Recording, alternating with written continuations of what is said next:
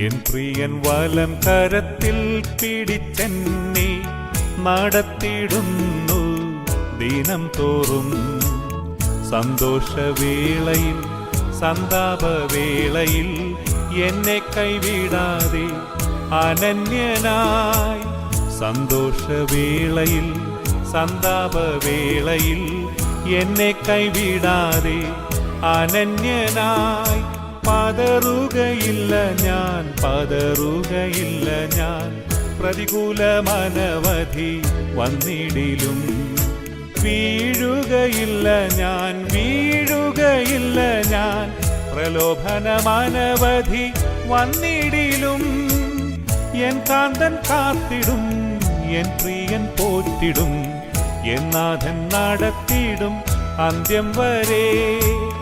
N കാന്തൻ കാത്തിടും, N പ്രിയൻ പോറ്റിടും, N നാഥൻ നടത്തിടും അന്ത്യം വരെ.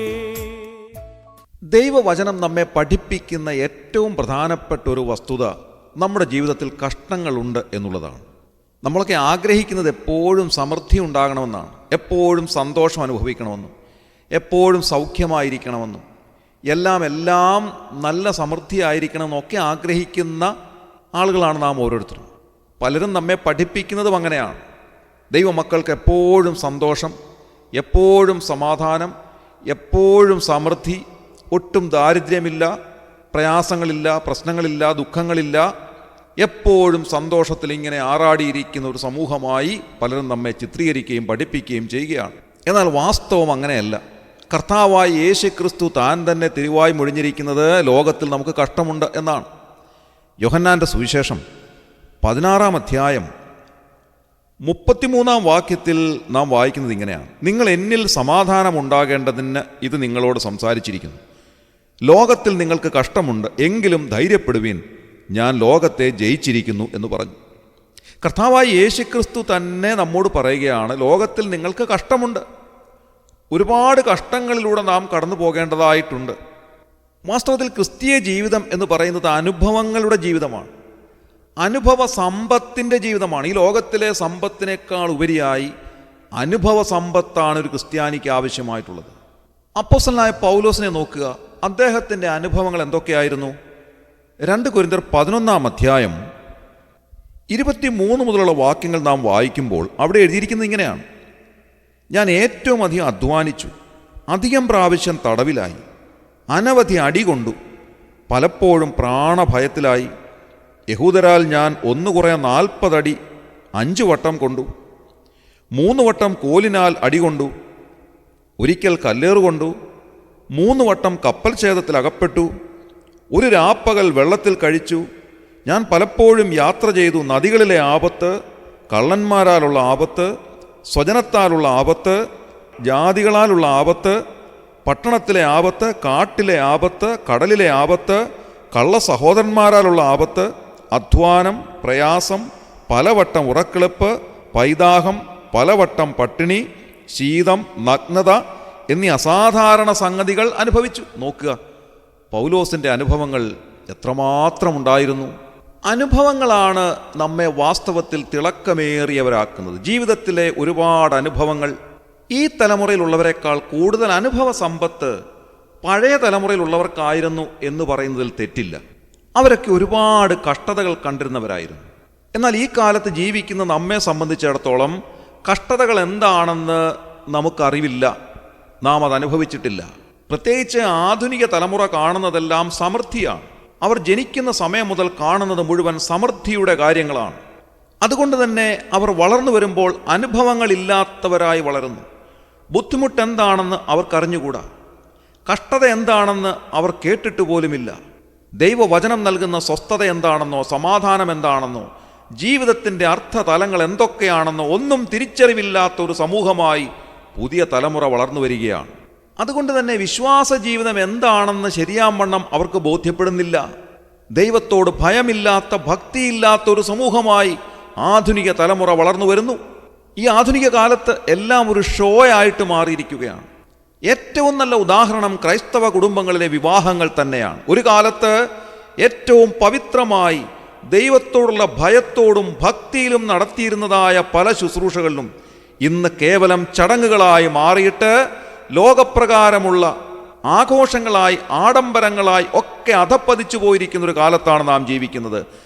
മലാഖി പ്രവചനം 1-ാം അധ്യായം 6-ാം വാക്യത്തിൽ നാം വായിക്കുന്നത് പോലെ വലിയവനായ ദൈവം നമ്മോട് ചോദിക്കുന്ന ഒരു ചോദ്യം ഇങ്ങനെയാണ്: ഞാൻ അപ്പനെങ്കിൽ എന്നോടുള്ള ബഹുമാനം എവിടെ? ഞാൻ യജമാനനെങ്കിൽ എന്നോടുള്ള ഭക്തി എവിടെ? ദൈവത്തോടുള്ള ഭയവും ഭക്തിയും ഒന്നുമില്ലാത്ത ഒരു തലമുറയുടെ മധ്യത്തിൽ നാം ആയിരിക്കുന്നു. അനുഭവങ്ങളില്ലാത്ത യുവതലമുറ എഴുന്നേറ്റ് വരികയാണ്. അനുഭവങ്ങളുള്ള ഒരു യഥാർത്ഥ ഭക്തനോ ഭക്തമതിയോ ഒരു പാട്ട് പാടുമ്പോൾ അതിലെ വരികൾ നൽകുന്ന അർത്ഥതലങ്ങൾ ഒരുപക്ഷെ അവരുടെ കണ്ണ് നനയിക്കാൻ സാധ്യതയുണ്ട്. എന്നാൽ ആധുനിക തലമുറ ചെയ്യുന്നത് എന്താണ്? ആ പാട്ടിൻ്റെ അർത്ഥങ്ങളെക്കാൾ ഉപരിയായി അതിൻ്റെ മ്യൂസിക്കിലാണ് അവർക്ക് താല്പര്യം. അതിലെ വരികൾ അവരുടെ അനുഭവങ്ങളുമായി ബന്ധപ്പെടുത്തി ചിന്തിക്കുന്നതിന് പകരമായി ആധുനിക ലോകം അതിൻ്റെ മ്യൂസിക്കിന് എത്രമാത്രം ലൈക്ക് കൊടുത്തുവെന്നോ എത്രമാത്രം റീച്ച് കിട്ടിയെന്നോ ഒക്കെയാണ് അന്വേഷിക്കുന്നത്. എന്നാൽ ഇതൊന്നുമല്ല ക്രിസ്തീയ ജീവിതം എന്ന് ദൈവവചനം നമ്മെ പഠിപ്പിക്കുകയാണ്. ക്രിസ്തീയ ജീവിതം അനുഭവങ്ങളുടെ ജീവിതമാണ്, കഷ്ടതയുടെ ജീവിതമാണ്. പ്രയാസങ്ങളും ബുദ്ധിമുട്ടുകളും ഞെരുക്കങ്ങളും രോഗങ്ങളും ക്ഷീണങ്ങളും ഒക്കെയുള്ള ജീവിതമാണ് ക്രിസ്തീയ ജീവിതം. ആ കഷ്ടതയിലൂടെ കടന്നു പോകുമ്പോൾ കൈവിടാത്ത ഒരു കർത്താവുണ്ട് എന്നുള്ളതാണ് ക്രിസ്തീയ ജീവിതത്തിൻ്റെ വിജയം. അതുകൊണ്ടാണ് കർത്താവ് നമ്മോട് പറയുന്നത്, ലോകത്തിൽ നിങ്ങൾക്ക് കഷ്ടമുണ്ട്, എങ്കിലും ധൈര്യപ്പെടുവിൻ, ഞാൻ ലോകത്തെ ജയിച്ചിരിക്കുന്നു. ലോകത്തെ ജയിച്ച കർത്താവ് നമ്മോട് പറയുകയാണ്, നിങ്ങൾ ഭയപ്പെടേണ്ട, നിങ്ങൾ ധൈര്യപ്പെടുവിൻ, ഞാൻ ലോകത്തെ ജയിച്ചിരിക്കുന്നു. അതുകൊണ്ട് ഞാൻ നിങ്ങളെ സഹായിക്കും, ഞാൻ നിങ്ങളെ ശക്തീകരിക്കും, നിങ്ങളുടെ കഷ്ടകാലത്ത് ഞാൻ നിങ്ങളോട് കൂടെ ഇരിക്കും. എത്ര വലിയൊരു ആശ്വാസമാണ് ദൈവം നമുക്ക് നൽകുന്നത്! ലോകത്തിൽ ആർക്കും തരുവാൻ സാധിക്കാത്ത ഏറ്റവും വലിയ ആശ്വാസവും ധൈര്യവുമാണ് കർത്താവായ യേശു ക്രിസ്തുവിലൂടെ നമുക്ക് ലഭിക്കുന്നത്. ഒരു യഥാർത്ഥ ഭക്തൻ, ഭക്തമതി ജീവിതത്തിലെ ഒരു കഷ്ടതയുടെയും മുൻപാകെ തകർന്നടിഞ്ഞു പോകുന്നില്ല എന്ന് കാണുവാൻ സാധിക്കും. കാരണം ദൈവം നമുക്ക് നൽകുന്ന വലിയൊരു ധൈര്യമുണ്ട്, ഒരു ഉറപ്പുണ്ട്. കഷ്ടതയുടെ മധ്യത്തിലും കർത്താവ് നമ്മുടെ കരം പിടിച്ചിരിക്കുന്നു എന്നുള്ള ഏറ്റവും വലിയ ഉറപ്പാണ് നമ്മെ ധൈര്യപ്പെടുത്തിയിരിക്കുന്നത്. കഷ്ടതയുടെ മധ്യത്തിലും ധൈര്യത്തോടെ മുൻപോട്ട് ജീവിക്കുവാൻ നമ്മെ സഹായിക്കുന്നത് അതുതന്നെയാണ്. ദാവീദ് രാജാവ് ഇത് തന്നെയാണ് പറയുന്നത്, ഞാൻ കഷ്ടതയുടെ മധ്യത്തിൽ നടന്നാലും നീ എന്നെ ജീവിപ്പിക്കും. അതുകൊണ്ടൊരു വിശ്വാസിയെ സംബന്ധിച്ചിടത്തോളം കഷ്ടത എന്ന് പറയുന്നത് അവരുടെ ജീവിതത്തെ തകർത്ത് കളയുന്നതല്ല, അവരെ ധൈര്യപ്പെടുത്തുന്നതാണ്. പഴയതിനേക്കാൾ ഉപരിയായി ഓരോ ദിവസവും അവരുടെ ധൈര്യം വർദ്ധിച്ചു വരുന്നു എന്ന് കാണുവാൻ സാധിക്കും. അതുകൊണ്ടാണ് അപ്പോസ്തലനായ പൗലോസ് പറയുന്നത്, കഷ്ടത സഹിഷ്ണുതയെയും സഹിഷ്ണുത സിദ്ധതയെയും സിദ്ധത പ്രത്യാശയെയും ഉളവാക്കുന്നുവെന്നറിഞ്ഞ് സകല കഷ്ടങ്ങളിലും പ്രശംസിക്കുവാനിട വരുന്നു. അവിശ്വാസിയുടെ ജീവിതത്തിൽ വരുന്ന കഷ്ടത അവനെ തകർത്ത് കളയുമ്പോൾ വിശ്വാസികളുടെ ജീവിതത്തിൽ വരുന്ന കഷ്ടത അവരെ കൂടുതൽ ധൈര്യമുള്ളവരാക്കി നിലനിർത്തുന്നു എന്ന് ദൈവവചനം നമ്മോട് പറയുകയാണ്. കഷ്ടത ഏറ്റവും കൂടി വരുമ്പോഴാണ് കർത്താവിൻ്റെ സാന്നിധ്യം കൂടുതലായി അനുഭവിക്കുവാനിടയാകുന്നത്. നമുക്കറിയാം, ഒരു ഹോസ്പിറ്റലിലേക്ക് ചെന്നാൽ രോഗം മൂർച്ഛിക്കുന്ന വ്യക്തിയെയാണ് ഒരു ഇൻറ്റൻസീവ് കെയർ യൂണിറ്റിലേക്ക് മാറ്റുന്നതും ഒരു നേഴ്സിൻ്റെയോ ഡോക്ടറുടെയോ പരിചരണം എല്ലാ സമയത്തും നൽകുന്നതും. അങ്ങനെയാണെങ്കിൽ നമ്മുടെ കഷ്ടത കൂടി വരും തോറും കർത്താവിൻ്റെ സാന്നിധ്യം കൂടുതലായി അനുഭവിച്ചറിയുവാൻ നമുക്ക് സാധിക്കുന്നു. എല്ലാ സമയത്തും ആ സാന്നിധ്യം അനുഭവിക്കുവാനും ആ തലോടൽ അനുഭവിക്കുവാനും നമുക്കിടയായിത്തീരുന്നു. അതുകൊണ്ട് കർത്താവ് നമ്മോട് പറയുകയാണ്, ലോകത്തിൽ നിങ്ങൾക്ക് കഷ്ടമുണ്ട്, എങ്കിലും ധൈര്യപ്പെടുവിൻ, ഞാൻ ലോകത്തെ ജയിച്ചിരിക്കുന്നു. ഇന്നത്തെ ദിവസം ആ ധൈര്യത്തോടെ ജീവിക്കുവാൻ കർത്താവ് നമ്മെ സഹായിക്കട്ടെ. നമ്മുടെ കണ്ണുകളെ അടയ്ക്കാം, പ്രാർത്ഥിക്കാം. ക്രിസ്തുയേശുവിലൂടെ അതിവാത്സല്യമായി ഞങ്ങളെ സ്നേഹിക്കുന്ന സ്വർഗീയ പിതാവാം നല്ല ദൈവമേ, ഞങ്ങൾ ഈ ലോകത്തിൽ ജീവിക്കുമ്പോൾ ഒരുപാട് അനുഭവങ്ങളിലൂടെ ഞങ്ങൾ കടന്നു പോകേണ്ടതാണ് എന്ന് ഞങ്ങൾ ചിന്തിക്കുകയായിരുന്നു. കർത്താവെ, ഞങ്ങളുടെ ജീവിതത്തിലെ കഷ്ടതയുടെ സമയത്ത് ഞങ്ങളെ ധൈര്യപ്പെടുത്തുന്ന അവിടുത്തെ സാന്നിധ്യത്തിനായി ഞങ്ങൾ നന്ദിയോടെ സ്തോത്രം ചെയ്യുന്നു. ഈ ശുശ്രൂഷയിൽ സംബന്ധിച്ച എല്ലാവരെയും അവിടുന്ന് സഹായിക്കണമേ. ആരെങ്കിലും കഷ്ടതയുടെ കയ്പ് നീര് കുടിക്കുന്ന അനുഭവത്തിലൂടെ കടന്നു പോകുന്നുവെങ്കിൽ കർത്താവെ, അവിടുത്തെ സാന്നിധ്യത്താൽ അവരെ സഹായിക്കുകയും അവിടുത്തെ സൗഖ്യമാക്കുന്ന കരം അവരുടെ മേൽ വെച്ച് അവരുടെ ക്ഷീണാവസ്ഥയിൽ ആശ്വാസം നൽകുകയും അവരെ ധൈര്യപ്പെടുത്തുകയും ചെയ്യണമേ എന്ന് അപേക്ഷിക്കുന്നു. വിവിധങ്ങളായ പ്രയാസങ്ങളുടെ പ്രശ്നങ്ങളുടെ മധ്യത്തിലായിരിക്കുന്ന അവിടുത്തെ ജനത്തെ അവിടുന്ന് സന്ദർശിക്കണമേ, അവിടുന്ന് സഹായിക്കണമേ കർത്താവേ. അവിടുന്ന് നൽകുന്ന ധൈര്യത്താൽ നിറഞ്ഞവരായി ജീവിക്കുവാൻ ഇന്നത്തെ ദിവസം ഞങ്ങളെ അനുവദിക്കണമേ.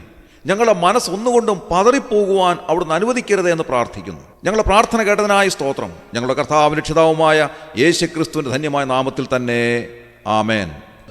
എരിയും തീച്ചുളയെതിരായി എരിഞ്ഞാൽ ശദ്രക്കിനെ പോൽ വീഴ്ത്തപ്പെട്ടാൽ എന്നോട് കൂടെയും അഗ്നിയിലിറങ്ങി വെന്തിടാതെ പ്രിയൻ വിടുവിക്കും. എന്നോട് കൂടെയും അഗ്നിയിലിറങ്ങി വെന്തിടാതെ പ്രിയൻ വിടുവിക്കും. പതറുകയില്ല ഞാൻ, പതറുകയില്ല ഞാൻ, പ്രതികൂലമനവധി വന്നിടിലും. വീഴുകയില്ല ഞാൻ, വീഴുകയില്ല ഞാൻ, പ്രലോഭനമനവധി വന്നിടിലും. എൻ കാന്തൻ കാത്തിടും, എൻ പ്രിയൻ പോറ്റിടും, എൻ നാഥൻ നടത്തിടും അന്ത്യം വരെ. എൻ കാന്തൻ കാത്തിടും, എൻ പ്രിയൻ പോറ്റിടും, എൻ നാഥൻ നടത്തിടും അന്ത്യം വരെ.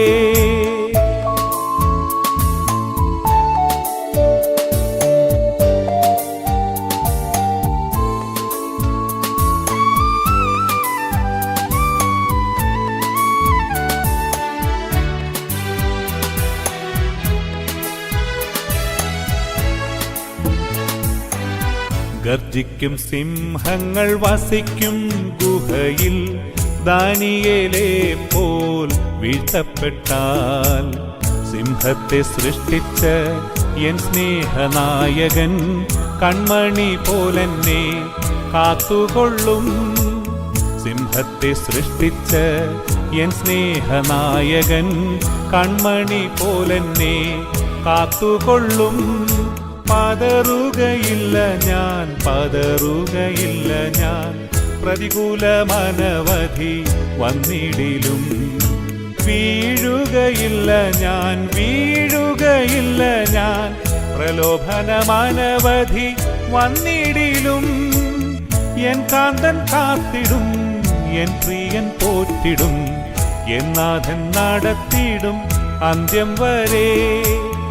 എൻ കാന്തൻ കാത്തിടും, എൻ പ്രിയൻ പോറ്റിടും, എൻ നാഥൻ നടത്തിടും അന്ത്യം വരെ.